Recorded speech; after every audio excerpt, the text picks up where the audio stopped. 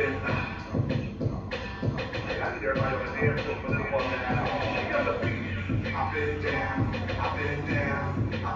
morning, everyone. Wait, I said that wrong. It is a great morning. Let's take some notes. Are you ready? I've been down, but I shake it off now. I've been down, but I shake it off. Okay, here we go. I didn't have my assistant with me today, but here we are. This is for my online class, and I want to help you find the speech. Where is the speech? I'm in the classroom. I'm in Perf 113 today. Where is the speech? You might say, well, Mr. Harris, well, walk and talk with me. Well, Mr. Harris, the speech comes from within me. You sure about that? Well, the speech it's inside my heart. Are you sure about that? Where's the speech? And I do this with my face-to-face students. I actually will have a yellow post-it note, and it'll say just speech on there. Little tiny yellow post-it note. Where's the speech? And they say, well, I don't know, I can't. And I say, okay, find the speech. There are 16 little yellow post-it notes with the word speech on there. You're going to find the speech. The team that finds it will get the most points on the next assignment. What do you think they do? They literally stand up and they'll go looking around. I have people looking in the trash can, under the trash can. I had people looking in between those little crevices right there. I had one right here, if you could see, that was kind of slipped out. I had one behind here. They had to actually look under. One was behind here. Maybe one was under the desk. I had a couple up here that no one could see, but they actually had to jump up and find them. There was one up above the projector. There's some in the computer desk here, hidden. 16 of them hidden. Now, what do you think had to happen for them to find them? Say it out loud to me. What do you think? They had to stand up and go find it and go look for it. They had to be uncommon. They had to get on top. People stood on top of these desks looking. People got uncommon. They got radical. They got competitive. They became creative. Who are you being when it's time to write a speech? Who are you being? Do you sit down at a desk and say, oh, I don't know what to talk about. I just want to get this over? Because then that translates into how you speak. Do you say, oh, I don't want to talk about this, or I'm nervous. And all that spirit, that energy, it shows up in how you deliver. How you are here is how you are everywhere. How you are here. I'll prove it to you. Some of you did not do the stretches because you said it was only worth 1 point. But it was still due. And regardless if somebody pays you for something, a lot or a little bit, how you do it is on you. If a man said, hey, I'll pay you $50 to wash the dishes. Will you wash the dishes? Some of you who need this $50 will say, yeah, I'll wash the dishes. And then if another person came in and said, hey, I'll pay you $500 to wash these dishes, would you still wash the dishes? You say, well, yeah, of course. Now, if the man with the $500 never approached you, you still would have done it for $50. Why? Because you needed the money, because they asked you, maybe you were cool with that person, or whatever the case is. It's not about the money you get, it's about how you show up. Do you half-ass wash the dishes? Or do you do it to the best of your ability because that's who you are? I'm the kind of person that shows up and does my best. Some of you are never gonna go to the NFL or play professional sports, and you still show up to play with your heart out. Why? You know you're never going to the NFL or the major leagues or the NBA or professional volleyball. You're never going to do that, but you still give it your all. Why? Because it's who you are. You're the type of person that shows up to practice. You don't get paid for practice. Excuse me, you don't get paid for practice. Some of you guys play club, and club means you pay them. When these stretches are only 1 point, this is about who you are. It's not about the point. Some of you want to be a doctor. If you get paid, I'm gonna bowl down your alley. If you get paid to do surgery for one person and their insurance pays $25,000 and another insurance pays $2,000, are you gonna do different levels of work? Or are you gonna still do what's required in the surgery? The point is just the point. Do you get the point? If the stretch was 0, would you still go all out? If the stretch was 100 points, okay. I'm just trying to show you that this is all connected.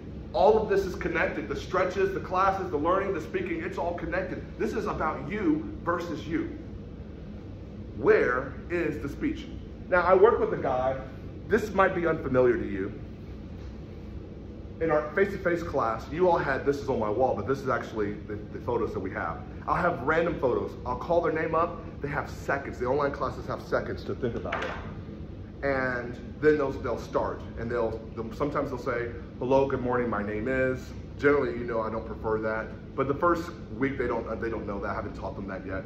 They'll say, good morning, my name is James Harris, and today I'm going to talk about why this photo is on my wall. My uncle gave this to me. As you can see here, it says start. It says start, and he gave me this because I needed to start working on my dreams. And they'll go for 30 seconds, I'll cut them off for 30 seconds without using you know, so or like. I did this with a guy that I'm teaching how to speak. He's already a professional, but I'm working with him. And I noticed that I had him do about 7 of these, and when it was 30 seconds, he would finally get to what he was really talking about around 20 seconds. Then I had him go for 2 minutes, 1 minute, and each time what he was really trying to talk about didn't come to the very end. Here's your first assignment. What is the actual speech about? Let's look at this. I do see a person. I see the city. I see this person. There's a start. It says S-T-A-R-T, start. This person's going the opposite direction of the city. What do you want to talk about? What's the speech about? When I say where's the speech? This means what is the thing that the audience needs to hear? What's that thing when they say, ah, that's what I needed to hear. That's what I was working on. I was wondering about that. That is what I needed to hear. Remember, your speeches are not giving just information. Your speeches should be giving transformation. When people look at you, when you get in front of an audience, you don't have to do it, you get to do it. What's that thing that they need to hear? You could do a couple different directions. Now, what I do in the face-to-face classes, I'll have them think about what is the actual speech about. For this case, I might have somebody about starting today. You don't have to be great to get started, but you have to start to get great. Okay, I dig that, that's cool. I had another young lady said, well, you might think he's running the wrong direction, but he's actually running in the right direction. He's just not running the same race you're running. Ooh, okay. This tells me, I go back to the audience, hey, you might be doing things differently. You might take a gap year, that's doing things differently. Or you might be in early college, high school, that is doing things differently. Or you might have decided to go to school outside of Texas, that's doing, however it looks. No one can say that he's wrong because it's his race. That's where the speech is. No one can, how can people tell you that you are wrong when they're not running your race? Come on, y'all don't want me to, okay.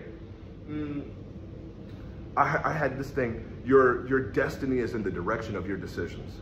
If you keep thinking, if you keep with that thinking stinkily takes you a certain direction, if I could say it that way.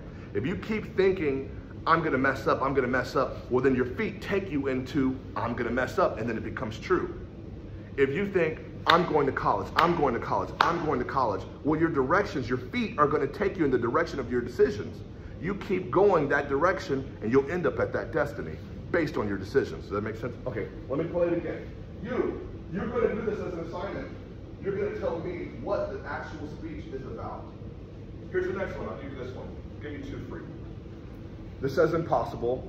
Obviously, most people will say, well, even the word impossible has I'm possible or it's possible. Okay, that's easy money. What's the speech about?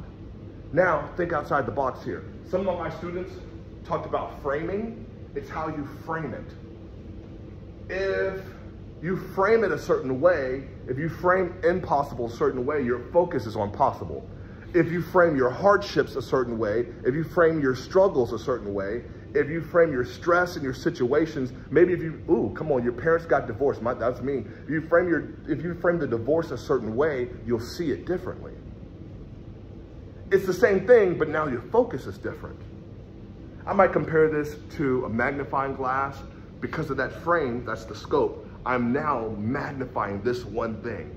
All these other things, yeah, they happen, those are real, but here's my focus. That's where the speech is. I might say, where is your frame? Where is your focus?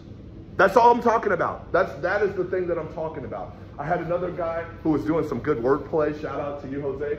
Jose said something to the effect of, even in your impossible, there's an L. Are you focused on the BS?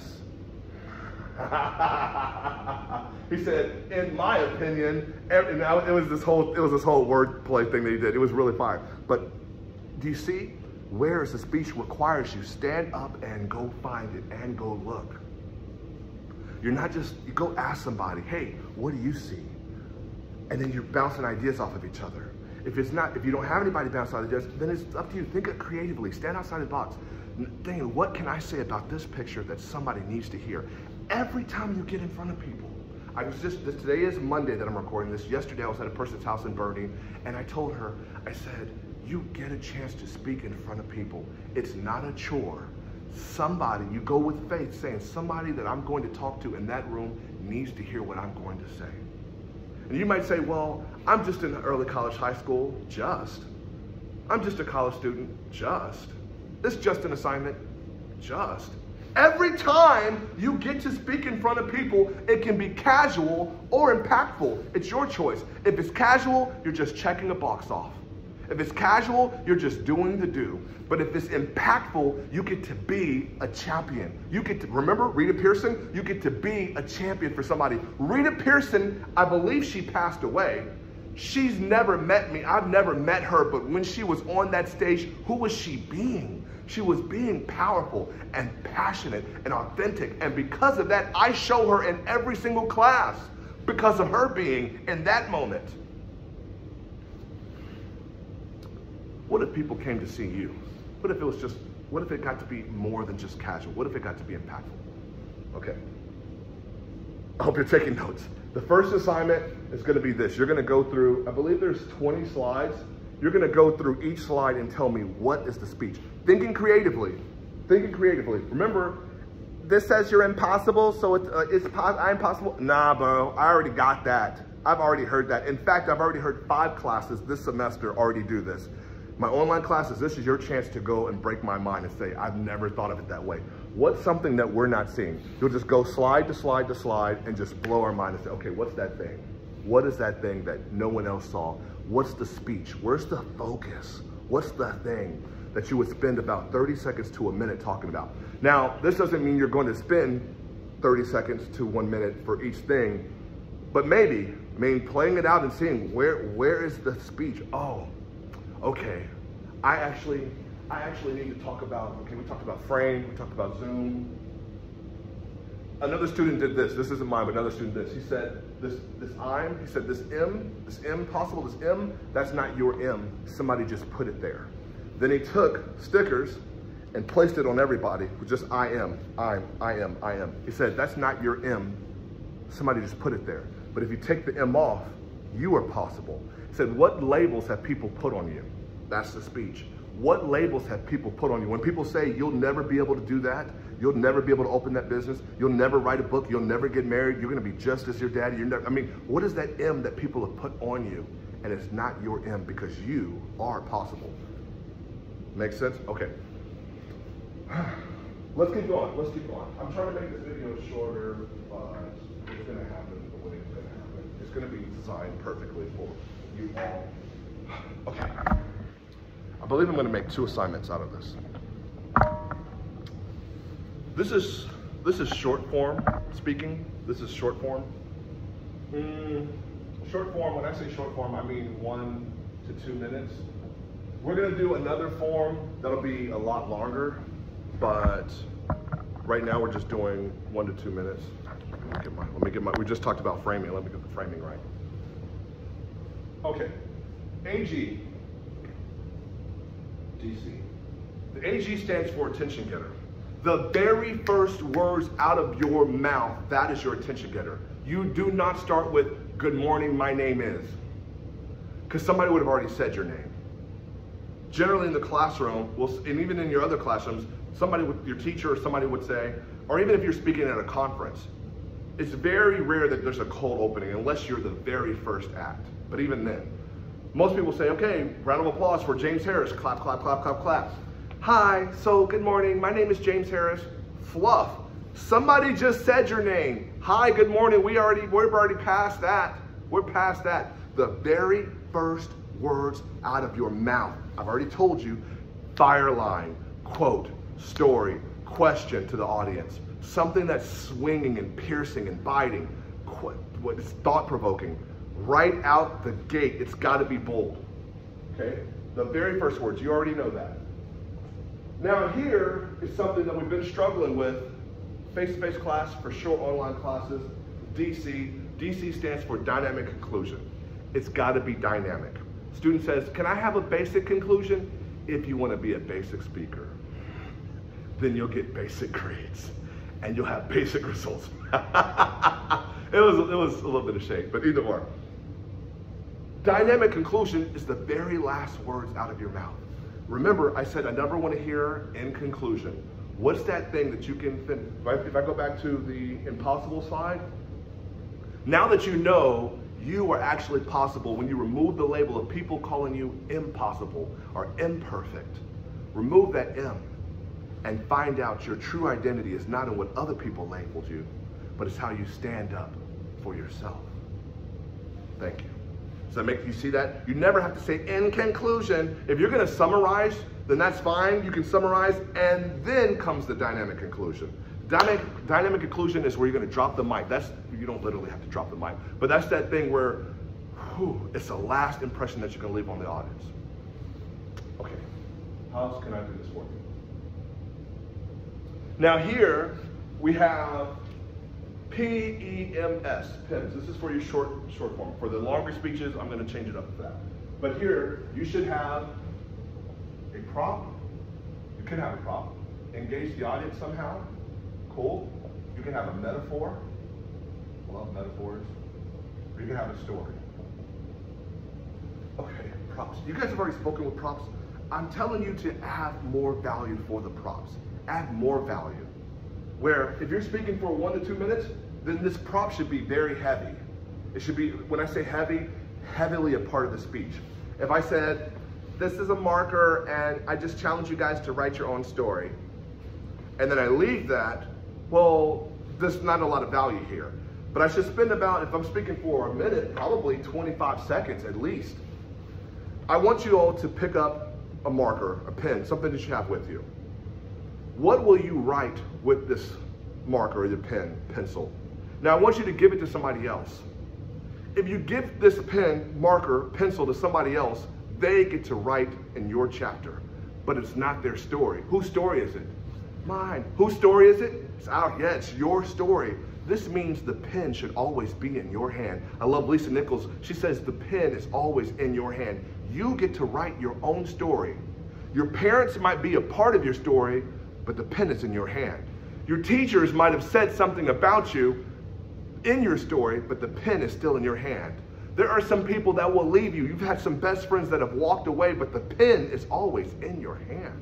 Does that make sense? I'm going to keep doing it. I hadn't even used any verbal fillers at all, but I'm going to give more value to this. Even if I said, okay, that's a mistake, I can erase it, be erased. What's interesting, if I give more value to this prompt, okay, let's say I made a mistake. Where's the mistake? Where's the mistake, friends? No, actually tell me, where's the mistake? Is this the mistake? Or is this the mistake? Too many people will make mistakes and think that they are made a mistake. What? You can mess up, but that doesn't mean that you are messed up. You see, I'm gonna give more value to the prop, whatever that thing is. All right, everyone say engage. Engage is the next one. How can you engage the audience? When you engage the audience, you're gonna have them do something to prove something. Let me use the marker again. I might have somebody from the audience come up. I can have everybody from the audience stand up and hold this. Now, you're not just having them do stuff for random. Say, everybody raise your hand. Okay, sit down. That didn't mean raise my hand and sit down. That doesn't even do anything. Remember, I told you I had a young girl who said, hey, I want everybody to stand on the floor. I'm sorry, stand on the floor. Everyone sit down on the floor. She sits down on the floor. She said, this is the lowest place you've ever been. And it's dirty here. How long would you stay here? And people are sitting on the floor. She says, even now, I've told you that you can get up. Everybody stands up. She says, you only stood up because I told you to. How does this show up in your life where you only do what people tell you to? Ooh, right? The whole class is engaged. If I had somebody hold this out, and I said, how heavy is this? Not heavy at all. I said, could you hold this for an hour? No. Could you hold it for 2 hours? No. Could you hold it for 1 day? No. Could you hold it for a week? No. Could you hold it for 4 years? No. Yeah. Something that was small gets heavier the longer you hold on to it. This is the same as a grudge. People hold on to grudges and offenses. I will never forgive. I will never let it go. I'll never forget what that teacher said about me. I'll never forget how those people treated me. I'll never forget that my dad walked away. I'll never forget how my mom treated me. I will never let it go. And people think that they're stronger because of what they hold on to, but it actually takes somebody powerful and strong to let it go. Okay. I'm always trying to prove a point. Actually, in that moment, this is small. I'm being very literal. I'm being very literal. The longer I hold on to it, the heavier it gets. That's good. That's good. Okay, let's keep it going. Props, engage, metaphor. You already heard me do a couple of metaphors here. I love using metaphors. I think this is a great way to amplify and elevate your speaking, because a lot of other speakers, they will be very basic. But when you get to do a metaphor, you're being literal and figurative at the same time. Remember I talked about show some fruit, and if you shake a tree, if it's an apple tree, apples will fall. Well, I'm not talking about, I am literally that is what happens, but I'm not talking about apples. I was talking about people. That if you shake them, meaning life puts them in tough situations, what drops? If you put somebody in a difficult class and they say they're a hard worker, but all they do is complain, there's no hard work. You're not a hard-working tree. You're not a hard worker. We put you through some stuff. Let's look at the stretch. Let's look at the stretch. Let's compare to how you all did in your stretch to that very first day when you were introducing yourself, talking about, well, I'm a hard worker. Woo-wee! But you wouldn't even do the easy things because you thought that that was too hard. You are not a hard worker. And I'm not trying to call you out. I'm just trying to help you find your calling out. Metaphors. You're comparing something literal to something figurative and you're going back and forth. Obviously, you're not talking about the literal thing. You're talking about the people. You're talking about how life works, whatever that situation is. We're going to work on that more. Story. You've already heard me tell some stories. Turkey and the Bull, the hotel story, the Runyon Canyon story, the boy and the butterfly, the elephant and that's attached to the rope. Some of you guys know that. The farmer and the 2 pots. Some of you all know that as well too. The starfish story. You know the starfish story. Boys picking up starfish, throw them into the ocean. An old man comes up to him and says, young man, what are you doing? He says, well, I'm saving these starfish. The old man looks. The beach is riddled with starfish. And he says, young man, you'll never be able to make a difference. There's too many starfish. The boy considers this for a second, but he picks up a starfish and throws it back in the ocean and says, I made a difference for that one. Picks up another starfish, throws it back in the ocean and says, I made a difference for that one. Friends, they were both looking at the same thing, but they didn't see it the same way. Let me say that again. Both the old man and the young boy were looking at the same thing, but they didn't see it the same way. The old man saw the problem. Thousands of starfish. The old man saw the problem. The young boy saw himself as the solution. And he made a difference with 1. He made a difference with 2. Maybe he wasn't going to save all of those, but where he was, location, he made transformation. You see that? I can tell that story. That doesn't even take me a full minute to say. In your 1 to 2 minutes, because you guys are on the precipice of 1 minute, 1 good minute, but for sure in 2 good minutes, you're going to do both of these things. You're going to, sorry, let me say that differently. You're going to choose 2 of the 4. You can have a prop and a metaphor. You can have a story and engage. You can have, you don't need 2 props. You don't need 2 stories, but you can do prop and metaphor, story and engage, or however that works for you, and then you finish with your dynamic conclusion. I love this dynamic conclusion because sometimes I feel that y'all struggle with where you want to go. Where is this plane going to land? I've started strong. Many of you start really strong, and then okay, you've already done prompts. Most of you have already used prompts before. And then sometimes you've used engage, and then you don't know. You're waiting for Mr. Harris to call time. Or you say, well, I'm just trying to speak to a minute. That's not the goal. The goal is to speak with conviction and fire and passion and say something important until you're done. If you finish at 105, then that's what's up. If you finish at 110, then that's fine. For the 2 good minutes, if you finish at 205, then that's fine. You don't need to finish at 3 minutes because then that tells me you didn't edit it correctly. But if you finish at 207, 209, and you end your dynamic conclusion with a mic drop moment, that's what we're talking about. Okay, let me recap for myself. Your first assignment, I'm gonna post, well actually, let me do this. Take notes. I wanna know what resonated with you. What did I say? What resonated with you? What did I say? What resonated with you? That's the first assignment. The second assignment is I'm gonna send you the PowerPoint, and I want you to go through go slide by slide by slide, and I want you to find out where is the speech? What's that thing that only you see? Hey, ooh, I know for this one I should talk about this. What's coming up for you? What's powerful in that moment for you?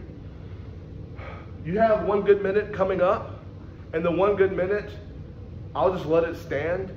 But I would love it if you used one of these. If you used a prop or a metaphor or some sort of engaging. Obviously you could engage, you could have a live audience, or you could engage me. If you said, Mr. Harris, I want you to pick up your keys. Okay, and I will actually do that. When I watch your video, I'll actually do that. Or if you said, I want you to put on your earbuds, whatever I'm your audience, you should engage me. I should not just be sitting there watching your videos, listening to you ramble. I should be affected and impacted by you. I could be having a bad day and I watch your videos thinking, my goodness, they are snapping on this video. That every time you get in front of an audience, you have an opportunity to make an impact. This is not just a grade. Do you hear what I'm telling you? I told you, I'm in the business of changing lives. And I hope that for you too. For the 2 good minutes, you will need to use 2 of these. Strong attention getter, and then your choice of the PEMS, two of each, or 2 of 1, either PEMS, however you're going to do that, and then the dynamic conclusion, finishing strong. I know it says 2 good minutes, but if it takes you to 210, then that's what it takes. Obviously, for the 1 good minute and the 2 good minutes, you're doing this without verbal fillers, without you know, so and like. If it takes you a couple times to try, then it takes you a couple times to try. Then that's just what it is. But the goal is getting better. Let me finish with this. I know this is longer than what you anticipated. There's no 2 plus 2 in speech. In math, 2 plus 2 is 4. In math, 2 times 2 is 4. In math, 2 squared is 4. But in speech, that doesn't exist. What I mean by that is there's no true, the right answer. But there's skill sets that you're constantly trying to build. I'm number 8, well, technically number 4, top 8, but I'm technically number 4 in the world. And I don't say that bragging. That just is, those are results. My goal is to get number 1, but even me, I'm always still learning. I've been doing this longer than most of you have even been alive. There's no 2 plus 2, you're always trying to get better. There's always something new that I can learn, that I can improve, that I can enhance, that I can work on.